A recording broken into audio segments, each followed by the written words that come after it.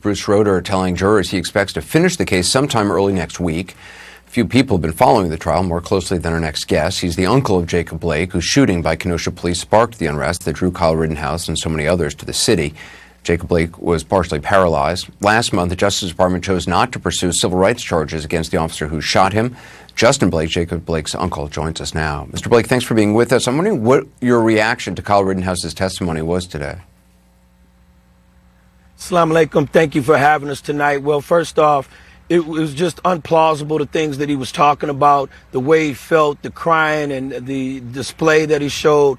Nobody wants to hear that. This young man, once you step into an adult world, you're sort of trapped on that side. He didn't want to be 17-year-old home playing Atari or playing whatever game they play these days. He stepped into a very adult world, and therefore he has to suffer the consequences of it. Two men are dead and will never walk back through the doors of their mother and fathers. They had girlfriends, they had fiancés, they had a life. These are two human beings. They're not animals. They weren't dogs like they were shot in the street. They're human beings with families, lives, and loved ones. Do you believe that Rittenhouse has remorse for what he did? There's no remorse. You can't show remorse because you don't have any way. Every day they listen and read the doctrine that's close to the Ku Klux Klan and the skinheads. How can you blame a kid that's 17-year-old that listens to that over and over again and then goes out and actually acts it out? From what I understand, you've been outside the courthouse every day so far. To you, what does justice in this case look like? Well, justice looks like being little Jake's uncle that was shot 7 times in the back by Kenosha police officer Shetsky in front of his 3 kids and paralyzed. We didn't get a chance to go to court. Little Jake hasn't had his day in court. His day was the bullets and the 7 shots in the back.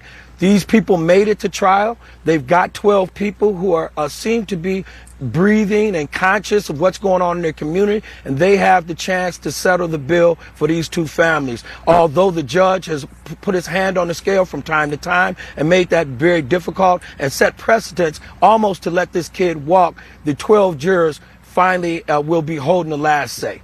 And just finally, your nephew, Jacob Blake, how is he doing in his recovery? Man, he's our hero, bro. He gets into his therapy every day. He's mentally on top of his game. He said he's going to walk next summer, and we're looking forward to it as his uncle. We do want to say this presidency has let the families down of the Floyds. Bianca Austin, the aunt of Breonna Taylor, is upside down about the president not following up with the words that he said. Jacob Blake, my big brother, is very upset about the president and the vice president not following up on what they said. We need, as African descendants, need protection. We helped build this country, 300 years of free slavery. We're the richest country in the world. If anybody deserves to vote, we deserve to vote. If anybody deserves civil rights and liberties, we deserve those civil rights and liberties. Mr. Blake, I appreciate your time tonight. Thank you. Big ups to the red, black, and green. Unity now, one Africa. Thank you. Up next, CNN exclusive, who the January 6th Select Committee wants to talk to from former Vice President Mike Pence's inner circle. Jamie Gangel joins us with her exclusive reporting next.